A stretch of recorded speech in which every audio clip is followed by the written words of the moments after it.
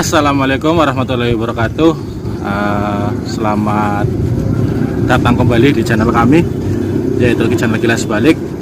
Sekarang saya dan tim berada di makom dari Mbah Prabu. Nah, makom beliau itu terletak di Dukuh Rumpung di Kelurahan Bumirejo, Kecamatan Kebumen. Nah, makom beliau itu tidak jauh dari pusat kota, yang bisa disebut juga bukit di tengah kota. Untuk teman-teman yang penasaran dengan makom Mbah Prabu dan apa saja sejarah dari Mbah Prabu, mari kita saksikan dan kami akan ziarah terlebih dahulu. Wassalamualaikum warahmatullahi wabarakatuh.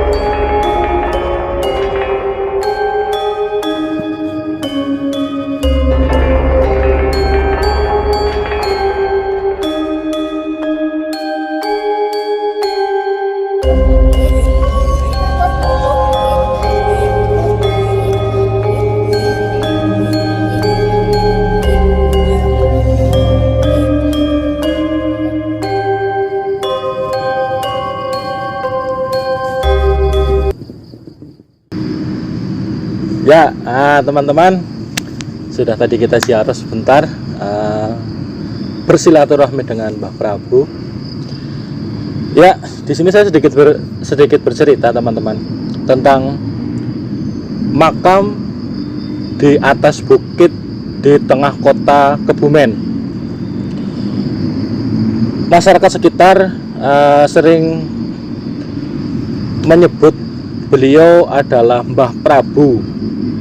Dengan nama lain, ada yang menyebut beliau Mbah Prabu Kelanggengan, ada yang menyebut nama beliau Mbah Prabu Rekso Wijoyo. Di dalam makom ini terdapat dua makom.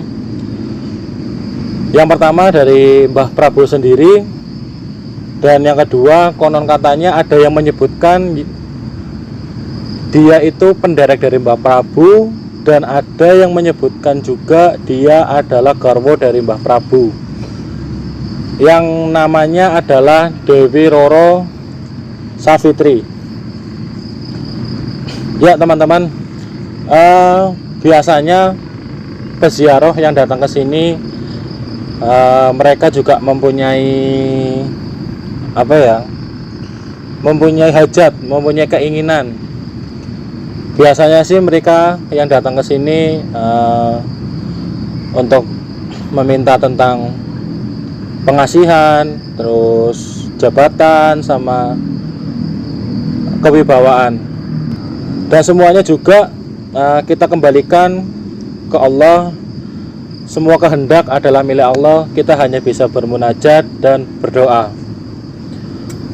Dan legenda yang ada di sini, teman-teman, itu ada 3. Yang paling masyarakat tahu tentang makam Mbah Prabu, yang pertama itu lolongan seekor anjing. Tapi lolongannya itu tidak seperti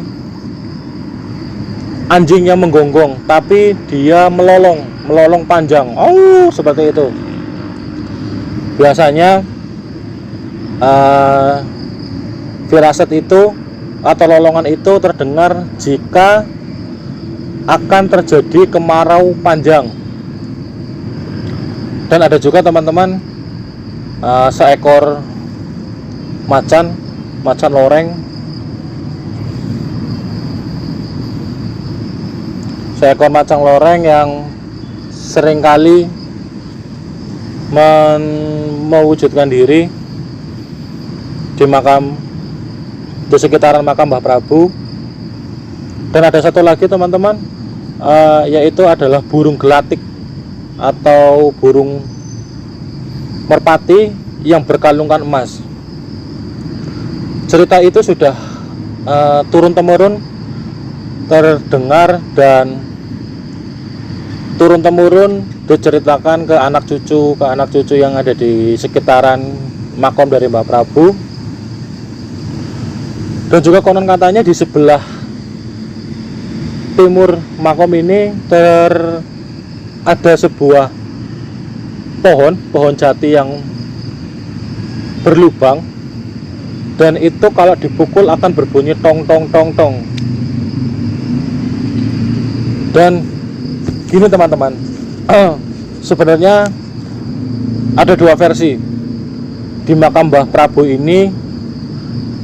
Ada dua tempat yang nggak tahu itu makom atau petilasan yang dinamakan dengan Pak Prabu. Ini salah satunya di sini di Dukuh Prompong di Kelurahan Bumirejo, dan yang satunya lagi itu ada di sebelah utara, yaitu yang satu ada di Desa Tangkil. Nanti setelah ini kita akan ke sana melihat ke sana. Di sana seperti apa makam atau petilasannya, tidak menutup kemungkinan teman-teman. Mungkin di sini makom, di sana petilasan, atau di sana makom, di sini petilasan. Kita tidak tahu pastinya teman-teman. Cuma kita sebagai anak muda tidak ada salahnya untuk nguring-nguring kebudayaan.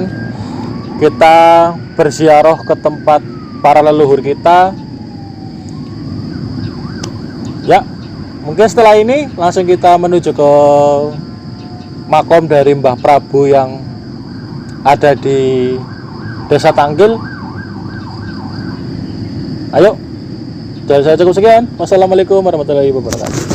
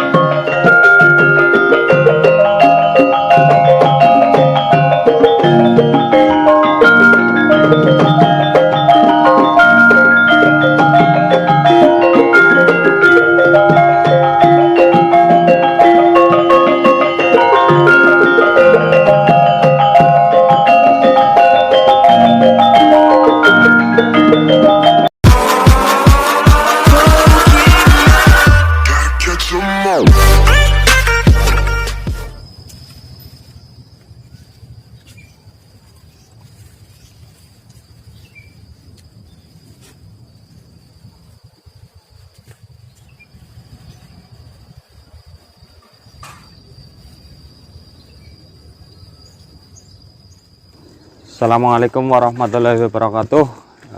Ya teman-teman, disinilah yang konon katanya ada dua tempat, entah itu makam, entah itu petilasan, atau kemungkinan di sini makam, di sana petilasan. Ada juga kemungkinan di sini petilasan, di sana juga makam. Yaitu yang tadi sudah diterangkan tentang siapa Prabu Reksawijaya, yang kemungkinan ada di Gunung Pogok, juga di sini tempatnya. Nanti kita akan lihat tempatnya seperti apa. Mari kita ikuti perjalanan kita.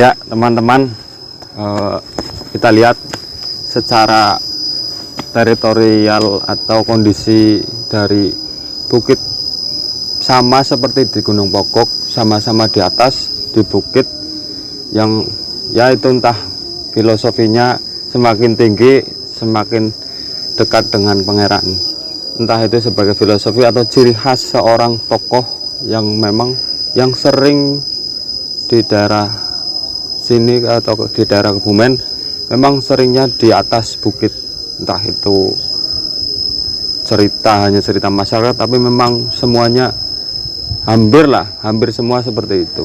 Nanti kita lihat lagi di atas.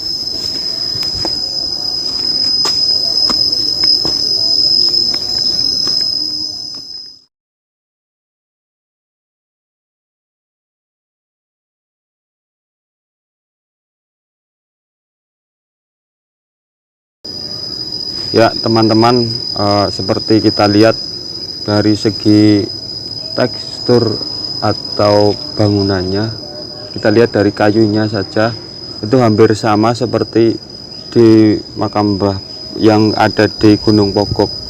Itu menandakan memang apakah ini ada kemungkinan mirip, atau memang satu orang, atau memang petilasan, atau memang keduanya sama-sama makam, kita tidak tahu. Tapi secara dari kayunya, dari letak geografisnya yang di atas bukit itu hampir sama, dan keduanya ada 3 makam di sini. Yang pertama yang ini yang ada bangunan ya sekedar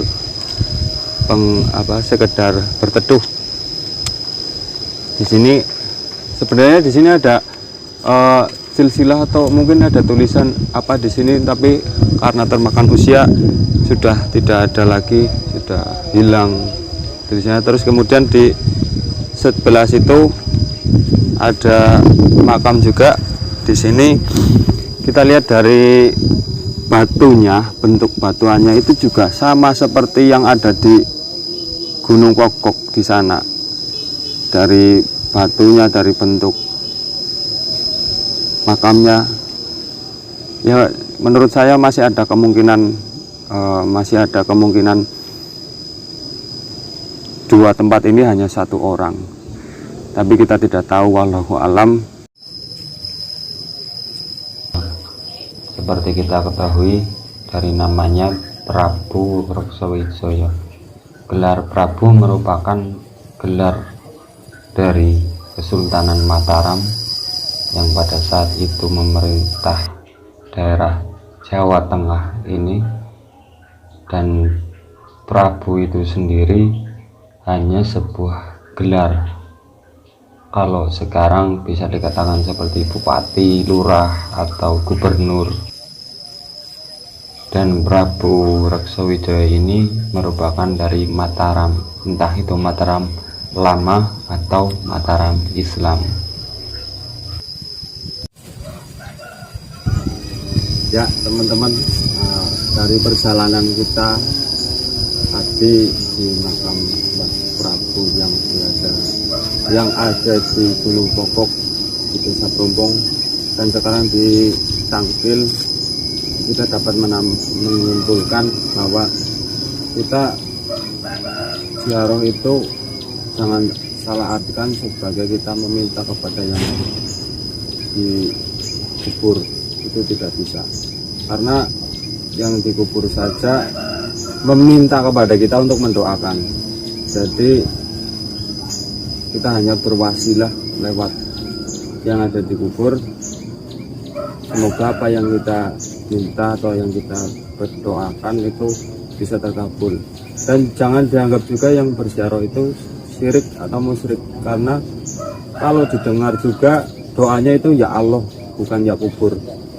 Nah, di situ kita dapat kesimpulan ziarah itu juga sebagai tanda terima kasih kita kepada yang sudah meninggal. Sekarang kita bisa hidup di dunia ini, tentunya ada orang tua kita yang melahirkan juga kakek kita, nenek kita, yang melahirkan nenek kita, atau orang tuanya lagi.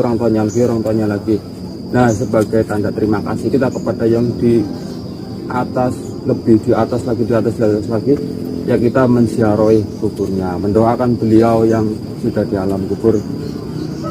Dan jangan lupa juga tetap meminta kepada Allah Subhanahu wa Ta'ala, karena semua kehendaknya doa kita bisa terkabul atau terwujud. Ya, seperti itu teman-teman, hasil dari penelusuran kita di makam Mbah Prabu yang ada 2, di Brompong 1 dan di Tangkil 1. Dan jangan lupa tetap kita melestarikan sejarah yang sudah ada. Jangan sampai hilang sejarah itu, jangan sampai punah sejarah itu, karena bangsa yang besar adalah bangsa yang memelihara dari sejarahnya. Demikian, seperti itu penelusuran kita. Jangan lupa like, komen, dan subscribe tentunya channel ini, agar kita bisa terus menelusuri para sesepuh yang ada di Kabupaten Kebumen. Terima kasih dari saya. Wassalamualaikum warahmatullahi wabarakatuh.